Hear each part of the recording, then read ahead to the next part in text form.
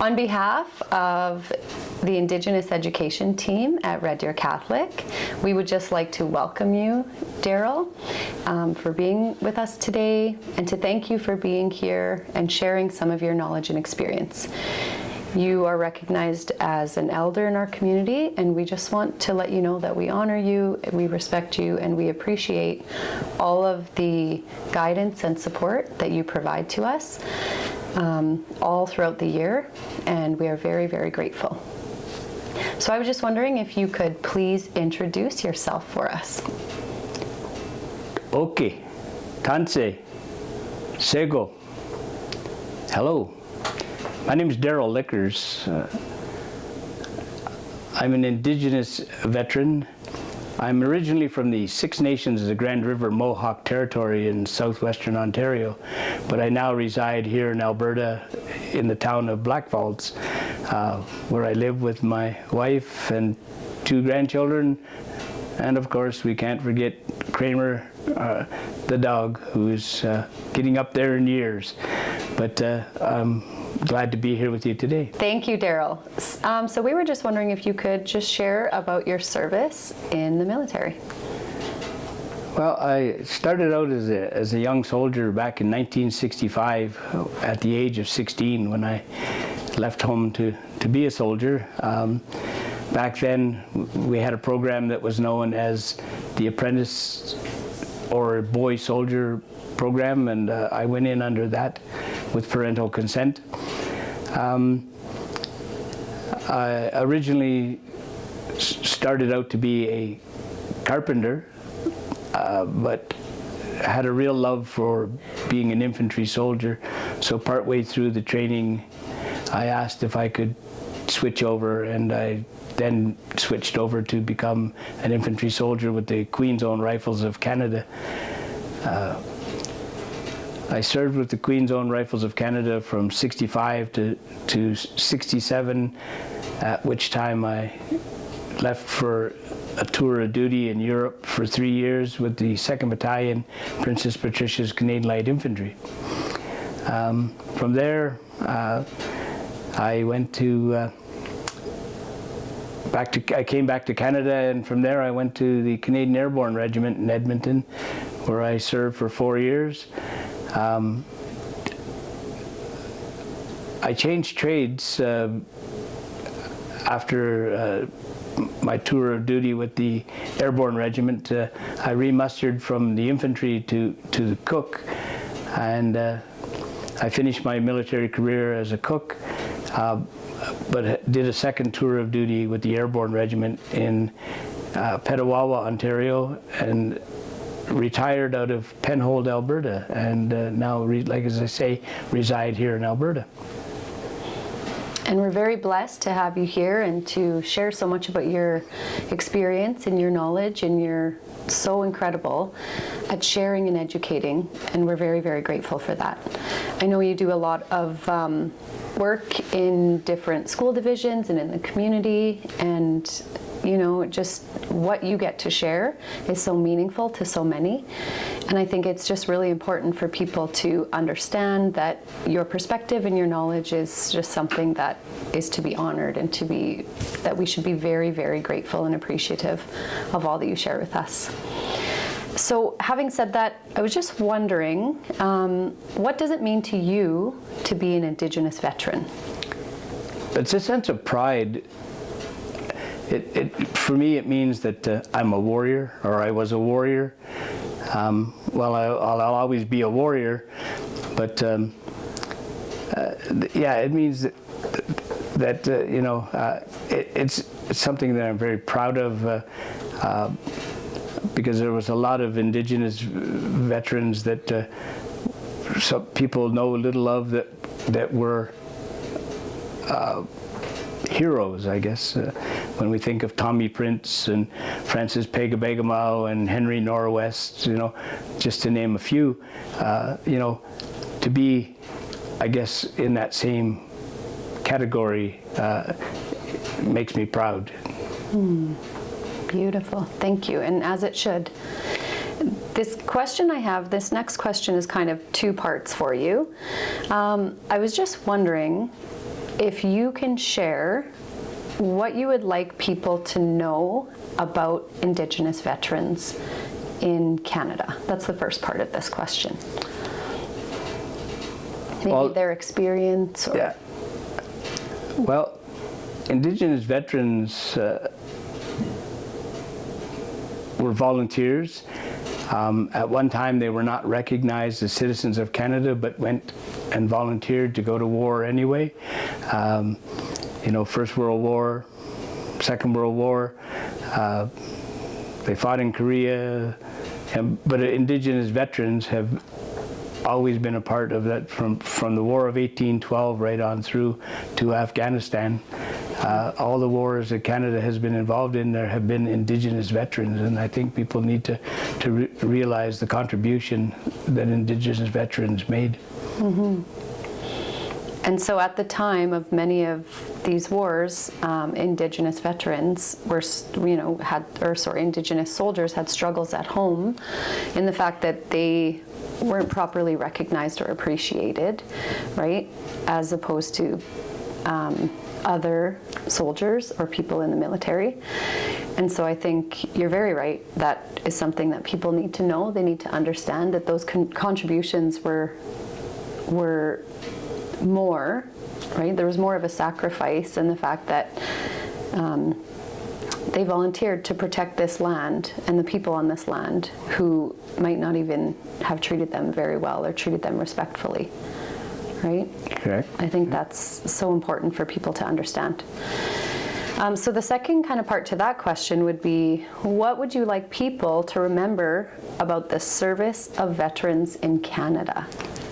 I think it's important that people realize that Remembrance Day is every day for veterans, not just once a year, and that we should people should go away remembering that the sacrifices made by the veterans, all veterans from World War I, World War II, Korea, Vietnam, Iraq, Afghanistan, we need to, and we also need to remember those young veterans today that served in those places, Iraq and Afghanistan. They are the veterans as the World War, when we stop and think about it, how many World War I veterans are left, how many World War II, and even Korea, and how many are left. So the veterans of today, the heroes of today, are those veterans that served in those places, Iraq, Afghanistan, Bosnia, all of those places where they served. Those are the heroes. And I have a hero. His name is Jared, and he is one of those Afghanistan veterans. He plays a big role in my life. Whether he realizes it or not, he makes me proud of what I did, and I'm proud of what he has done. So, we just please need to remember them. Thank you so much. And I'm quite sure that the young veterans of today look up to you and are inspired by you as well. So we're very, very grateful for your service as well. And I agree, it is important to remember the young ones, right? Veterans aren't just older people anymore. We have some young ones as well. So thank you for that reminder. A question, this might be a tricky question, but I was just wondering if you can share to what a hero is. You kind of talked a little bit about the young ones and the older ones, but if you can kind of share, a lot of people are saying veterans are our heroes. What does it mean to be a hero? Well, for me, when people call me a hero, I say, I'm not a hero.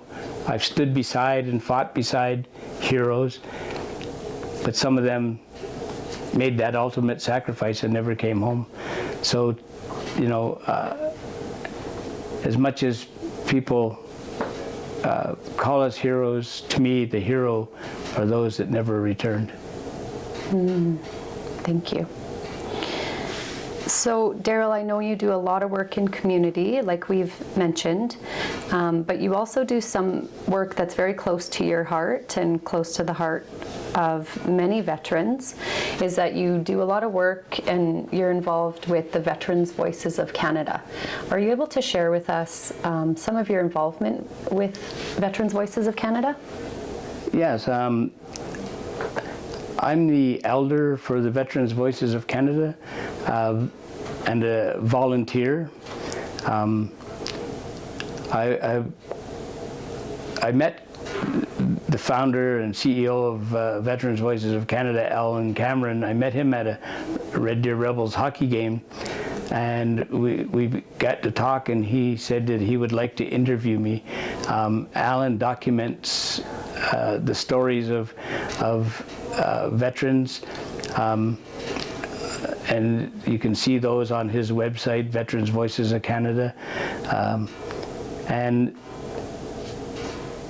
we also have a micro museum in the Parkland Mall. So if anyone is interested, school classes or anyone like that that would like to come, we would give you we would close the doors and give you a tour of the museum and explain all the things and answer any questions that needed to be answered. Wonderful. Can you give everyone a little bit of an idea as to what they might see at the Micromuseum? We call it History Uncensored. You'll see artifacts from First World War, Second World War, Korea, and Afghanistan. So you'll see all memorabilia from and things that have been donated from other veterans in that museum. Yeah. Wonderful. And I have heard that you also have a little bit of a display there with some of your some of the things that you have, some of your military memorabilia. Yeah, we have an Indigenous display. On there, I have my regalia vest with my medals. There's a photo of me when I was a young soldier. We have a hand drum. We have the 4 sacred colors. We have the smudge bowl. We have sacred medicines, tobacco, sage, sweetgrass, cedar. So we have the 4 sacred medicines, and there's a Haudenosaunee flag, which is where I'm from. Like I said, originally I'm from the 6 Nations of the Grand River Mohawk Territory, but we call ourselves, you might know us as the Iroquois Confederacy, but we know us as the Haudenosaunee Confederacy. And Haudenosaunee, I guess, translates to he who builds a longhouse. So, and there's also a couple of displays that were made for me that show the 4 badges of service that I wore, and one that shows that I was a Indigenous airborne soldier. Thank you for sharing that. We'll make sure that we also share a link out with everybody so that they can know the hours, exactly where to find it in the Parkland Mall here in Red Deer, and the contact information as well. So, Darryl, I know that after this you're probably going to have a lot of requests to come and visit the staff and students in our schools. We just want to say thank you so much for sharing with us. We are always grateful to hear your voice, to learn from you, to sit with you, have conversation, and it's just so meaningful, and we're very, very grateful for your time and energy today. And from the bottom of our hearts, we just want to say thank you for your service, thank you for your guidance and your support. We are very, very grateful to you. Hi, hi. Now, and